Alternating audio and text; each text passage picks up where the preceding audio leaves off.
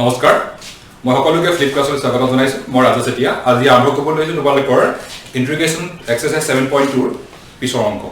যেটো আমি লাষ্ট ক্লাছত আমি সাবস্টিটিউশন মেথডটো কি কোন কোনবোৰ আমাৰ অংকত সাবস্টিটিউশন মেথডটো ইন্টিগ্ৰেশন কৰোঁতে ইউজ ব্যৱহাৰ হয় হেকিনে আমি ডিসকাস কৰিম আজি এই চেপ্টাৰটো যথেষ্ট ডাঙৰ প্ৰায় আমাৰ 30 প্লাস তাত ম্যাথমেটিক্স মানে প্ৰবলেমছ আছে আমি গুটেখিনি প্ৰবলেম একেদিনে সমাধান কৰা আছিল আজি আমি ট্ৰাই কৰিম তাৰে কিছু অংক ডিসকাস কৰিবলৈ আৰু ইয়াৰ প্যাৰেলি আজি মই 7.3 তোমালোকৰ লগত কিছু কথা ডিসকাস কৰিম তোমালোকে সহযোগ কৰিবা আৰু আশা ৰাখিছো আমি সফল হ'ম এই ক্লাছখিনি এটা আমাৰ দেখিছা মানে এক্সপোনেনশিয়েল টাৰ্ম লৈ থৈছো আৰু আমি যিমানে অংকখিনি মানে বাহিবা বা আমি যিমানে বেছি এক্সাৰসাইজত সোমাই গৈছো মানে আমাৰ অংকখিনি অলপ জটিল হৈ আহি আছে নহয় নে এতিয়া চোৱা এক্সপোনেনশিয়েল টাৰ্ম এটা আহিছে আৰু এই অংকটোক আমি ডাইৰেক্টলি যদি সাবস্টিটিউট কৰো হেতু আমি সাকসেস পাম তাৰ কাৰণে আমি কিবা কৰিব লাগিব কি কৰিম আমি চাওঁ তোমালোকে কিতাপত এই ইন্টিগ্ৰেশন দিয়া নাথাকে পিছত দি ল'ব পাৰে কিন্তু মই আগতে দিছো যে অংকটো ডিস্ট্ৰিক্ট দি হয় তাৰ কাৰণে মই তোমালোকক এইটো আগতে দি দিছো এটা মই কি কৰিছো both numerator and denominator মই কিহে ডিভাইড কৰিছো e to the power x A divide কৰিছো কেলে ডিভাইড কৰিছো তোমালোকে গম পাবা নেক্সট স্টেপ তোমালোকে কি অংকবোৰ মই অলপ ডাঙৰ ডাঙৰকৈ দিছো তোমালোকে অকণমান সময় দিম মই তোমালোকে নোট কৰি ল'বা বা স্ক্ৰিনশ্বট এটা লৈ ল'বা নহলে কি হয় বোৰ্ডত গুটেখিনি অংক জোৰাবলৈ অকণমান অসুবিধা এটা হয় আচ্ছা প্লাস ঠিক আছে আমি কি কৰিলো দুটা পাৰ্টকে e to the power x A divide কৰিছো এটা এক্সপোনেনশিয়েল টাৰ্ম কৰাৰ পিছত আমি সেপাৰেট কৰিলো সেপাৰেট কৰি দিলো থাৰ্ড স্টেপত মই কি কৰিম এতিয়া চোৱা twice x etu jodi e to the power twice x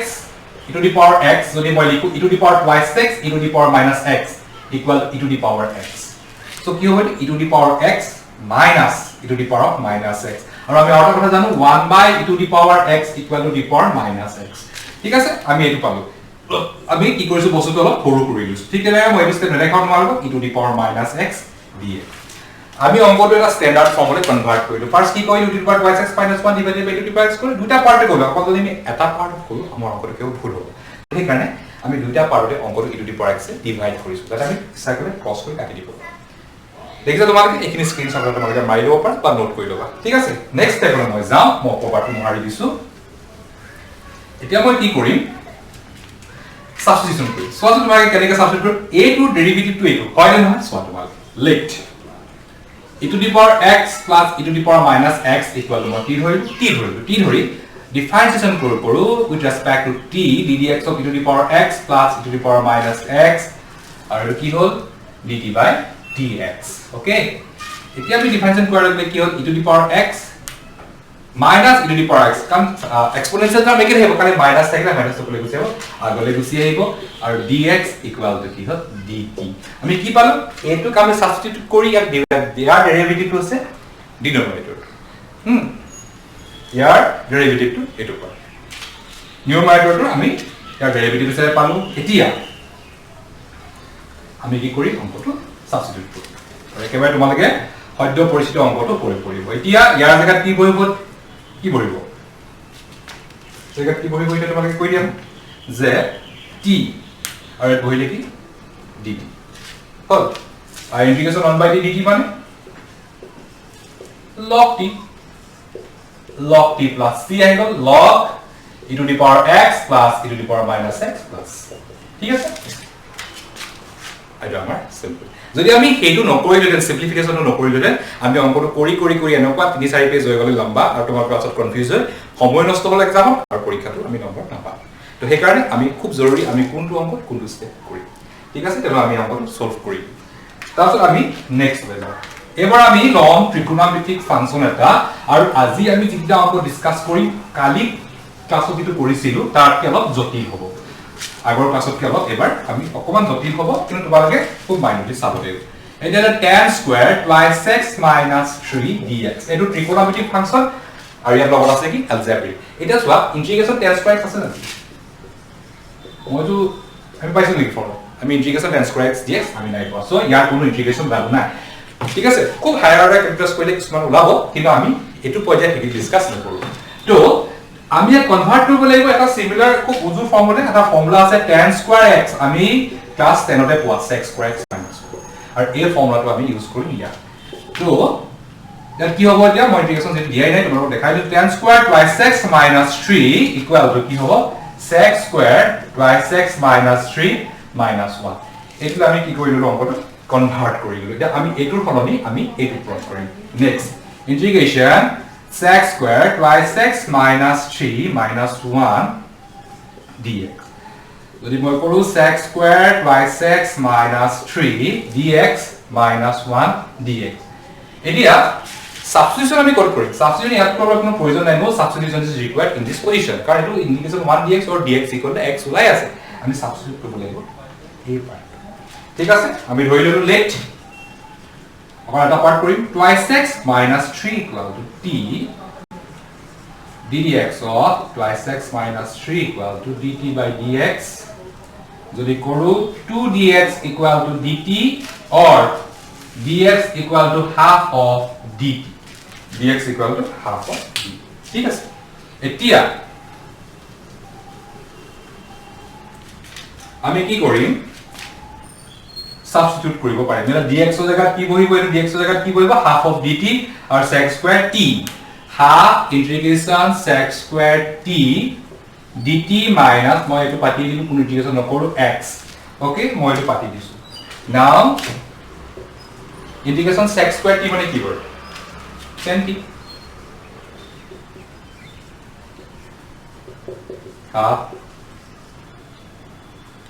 তাহলে ভ্যালু কি আছে আমার twice x minus 3 minus x plus okay তো এনেকা ধৰণে আমি অংকবোৰ কি কৰিব লাগিব সিম্পলিফাইড কৰি স্টেপ বাই স্টেপ আমি কৰিব লাগিব ঠিক আছে এতিয়া আমি নেক্সট ম্যাথছ তো লেআহো এবাৰ আমি বেলেগ এটা ফাংচন লম মই অংক লিখাৰ লগে লগে তোমালোকে গম পাবা যে আমি কোনটো মানে প্যাটাৰ্ন এবাৰ কৰিবলৈ লৈছো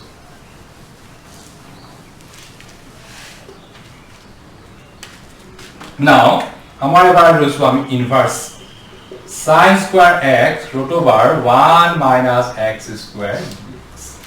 এটো আমি ইনভার্স ট্রিগোনোমেট্রিক ফাংশন এটো আমি লাস্ট ক্লাসতো ইনভার্স ট্রিগোনোমেট্রিক ফাংশনৰ tan ইনভাৰ্স x তো কৰিছিল এবাৰ আমি কি কৰিম sin ইনভাৰ্স x ঠিক আছে সলিউশন ফৰ্মুলা তোমালোকে দিবতে পাইছাই ধৰিলো let sin inverse x equal to t ddx of sin inverse x equal to dt 1 minus x square dx equal to dt এটা যোৱা ইয়াৰ ডেৰিভেটিভ টো হৈছে আমি এটো সাবস্টিটিউট কৰিম আৰু তাৰ ডিফাৰেন্সিয়েশন কৰাৰ ডেরিভেটিভ আমি পাম এইটো নো এতিকে আমি কি পাম লো আমি পদ যদি কৰি দিয়া লগে লগে কি হ'ব t dt ঠিক আছে একেবাৰে সিম্পল sin ইনভাৰ্স এৰ জায়গাত t বহিলে dx বাই এই টাৰ্মটো অঙ্কটোৰ এই টাৰ্মটো কি বহি গল এতিয়া dt আৰু এটো তোমালোকে কৰিব পাৰিবা t square by 2 plus c half of sin inverse x whole square plus c এটোৱে হৈছে আমাৰ ৰিজাল্টেন্ট যেটো আমাৰ ওলাব লগা আনসাৰ ঠিক আছে আৰু তোমালোকে এই অঙ্কটো আকো পাবা ডেফিনিট ইন্টিগ্ৰেলত পাবা কি হ'ব হিয়া তোমাৰ আপাৰ লিমিট আৰু লোৱাৰ লিমিট লগাই দিম আমি এটা ইন্ডিভিজুৱেল কৰি আছো এটা আমি ডেফিনিট কৰিম ইয়াত কি কৰিবা আপাৰ লিমিট আৰু লোৱাৰ লিমিট লগাই দিম তেতিয়া তোমালোকে কি কৰিব লাগিব তাৰ লিমিট প্লট কৰিম আৰু হেখিনি কথা আমি খুব সোনকালে শিকিম ঠিক আছে এতিয়া আমি কি কৰিম 7.22 ইমানতে সামৰণি মাৰো কাৰণ তোমালোকৰ 7.2 ৰ যিখিনি সাবস্টিটিউশনৰ ইম্পৰ্টেন্ট অংক আছিল আৰু ঠিক আছে আৰু এটা অংক তোমালোকৰ ডিসকাস কৰো লাষ্ট অংকটা হেতু কৰাৰ পিছত আমি 7.3 লৈ যাম আৰু যিখিনি অংক তোমালোকৰ থাকি গৈছে মই সকলো অংকখিনি কৰিব পৰা নাই সেই অংকখিনি তোমালোকে খুব হোমৱৰ্ক দেখাবা আৰু আগৰ ভিডিওটো তোমালোকে মোৰ ফাৰ্স্ট যিটো ভিডিও আছিল তাত তোমালোকে দুইটা হোমৱৰ্ক দিছা মই ভাল পাইছো আৰু আশা কৰিছো ইয়াতো তোমালোকে হোমৱৰ্ক দিবা integration 2 cos x minus 3 sin x divided by 6 cos x plus 4 sin x dx এটো দাও সাবস্টিটিউশন দেখো এতিয়া এই অঙ্কটো কৰোতে আমি কোনটো কেনেকৈ সাবস্টিটিউট কৰিম চাব লাগিব আৰু কিছুমান অঙ্ক কি হয় অকমান সৰু সৰু এটা আমাৰ কি দিয়া থাকে এটা টুইষ্ট দিয়া থাকে আৰু সেই টুইষ্টটো যদি আমি চিনাক্ত কৰিব পাৰো আমাৰ অঙ্কটো কি ইজি হয় সো 6 আৰু 4 দুটা 2 মাল্টিপ্লাই তো আমি যদি 2 এটা কমন লও কি হ'ব 3 cos x minus plus 2 sin x ঠিক আছে আমি এটো কমন লৈ উলিয়াই আনিম এতিয়া চোৱা আমি কি পালো 3 cos x plus 2 sin x আমাৰ এটা পাৰ্ট আছে আৰু আছে 2 cos x minus 3 sin x মই নিউমাৰেটৰ আৰু ডিনমিনেটৰ দুইটা পৃথক পৃথক লিখি দিলে তোমালোকে কোনটো সাবস্টিটিউট কৰিবা সুবিধা হয় এটা তোমালোকে যদি ডিফাৰেন্সিয়েট কৰি এটো চোৱা কি হৈ আছে চোন ddx of 3 cos x plus 2 sin x ডিফাৰেন্সিয়েট কৰিলে পাম আমি ddx of cos x minus 3 sin x plus 2 cos x আমি এটো পাম আৰু এটো যদি মই ডিফাৰেন্সিয়েচন কৰো ddx of 2 cos x minus 3 sin x যদি কৰো মই কি পাম 2 sin x minus 2 sin x minus 3 cos x okay এটা তো আমার কোনটো মিলিছে 2 cos x আছে minus 3 sin x ওকে এটো মিলিছে কিন্তু এটো মিলছে নেকি minus 2 sin x minus 3 cos x তো নাই মিলা তো আমি কোনটো সাবজেক্ট ডিফারেন্সিয়েট কৰিব লাগিব আমি ডিফাৰেন্সিয়েট কৰিব আমি ধৰিবলৈ কোনটো আমি তলৰ টাৰ্মটো কি কৰিব লাগিব সাবস্টিটিউট কৰিব লাগিব সো আমি এনেকে ধৰণে কিছুমান যেতিয়া তোমালোকে এনেকুৱা দুটা ডাঙৰ ট্ৰিগোনোমেট্ৰিক ফাংচন নিউমাৰেটৰ ডিনোমিনেটৰ দেখিবা তেওঁলোকে কেনেকৈ সাবস্টিটিউট কৰিব সেইটো শিকি ল'বা 3 cos x plus 2 sin x আৰু observation is very important in integration observation to যদি আমাৰ ভাল নহয় তেনেহলে কি হ'ব আমি ভুল কৰি থাকিলে পৰীক্ষা সময় নষ্ট হ'ব আৰু সময় নষ্ট হোৱাৰ লগে লগে কি হ'ব আমি খুব ইম্পৰ্টেন্ট অংকবোৰ এইট হৈ যাম আৰু তেতিয়া আমাৰ কি হ'ব মনটো পাজলিং লাগি যাব যিমান নাৰ্ভাছ হোৱাৰ লগে লগে আমি অংক ভুল কৰিম আৰু আমি হেতু কৰিব নালাগিব ঠিক আছে তো আমাৰ ধুনীয়াকৈ পইণ্ট ওলাই গ'ল আমি গম পালো যে এই টপৰটো সাবস্টিটিউট কৰিলে তাৰ ডেৰিভেটিভটো ওপৰত আছে অংকটো মহাই দিছো এতিয়া কি হ'ল আমি কি পালো ইন্টিগ্ৰেশন হাফ টু থাকিলে আমাৰ half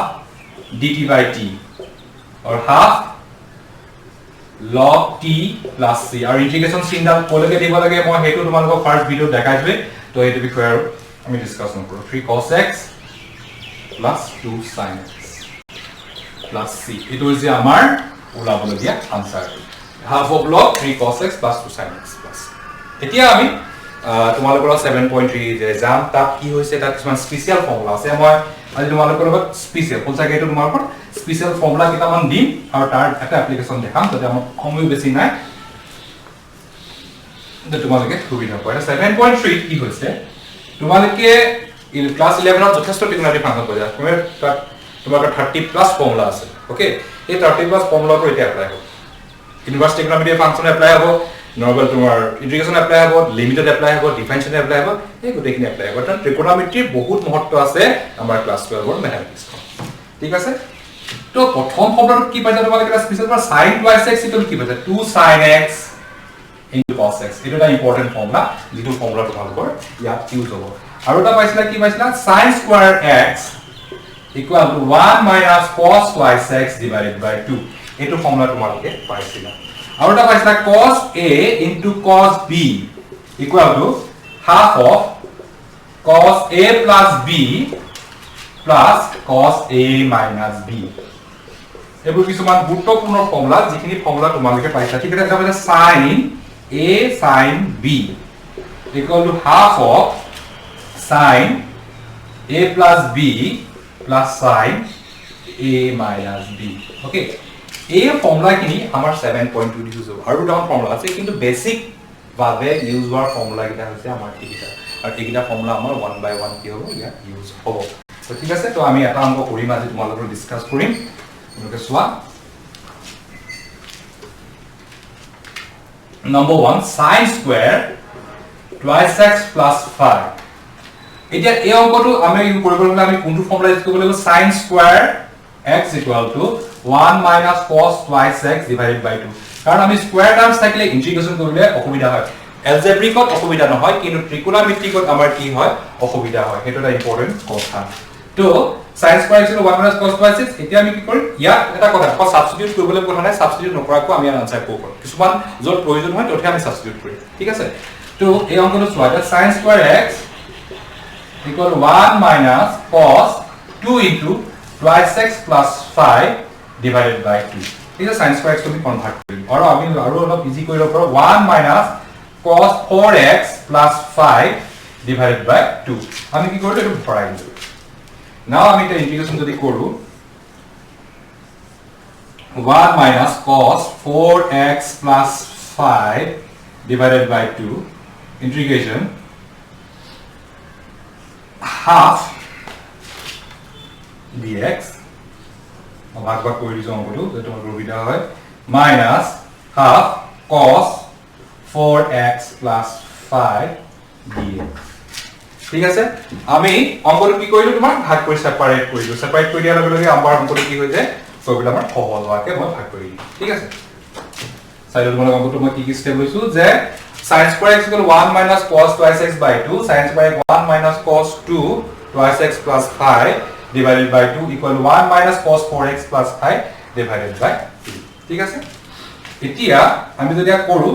half integration dx equal to x আমি গম পাৱে half এটা আছে আৰু integration cos মানে কি হৈ যাব sin 4x plus 5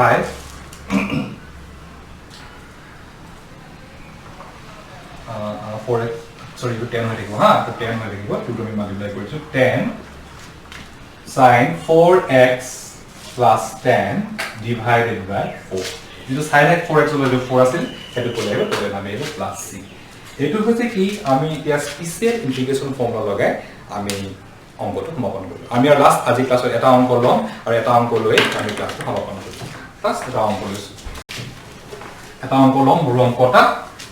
গোটেটো সলভ কৰিব নালাগে জাস্ট মই তোমালোকক অকল ইউজ অফ এপ্লিকেশন অফ ফৰ্মুলাটোহে মই তোমালোকক দেখাই দিম question sin thrice x into sin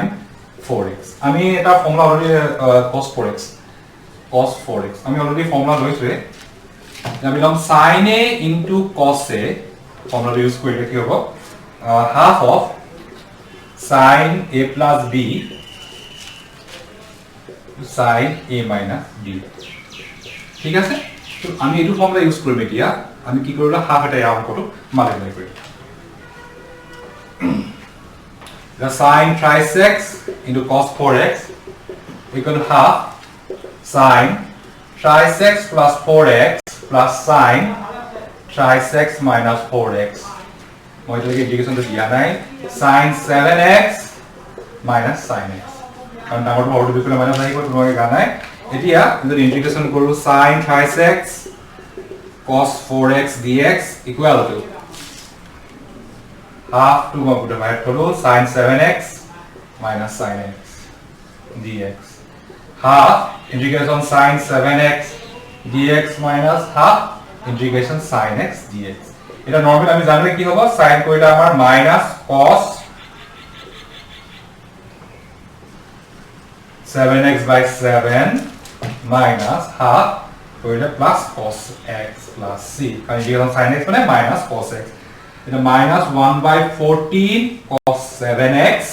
plus half cos x plus c এটো হচ্ছে আমার ফর্মুলা আর এটোয়ে আমি এপ্লাই কৰিলো আমাৰ cosine এৰ cos এৰ ফৰ্মুলা ইউজ কৰিলো সো এইবোৰ অংক কৰিব গলে আমি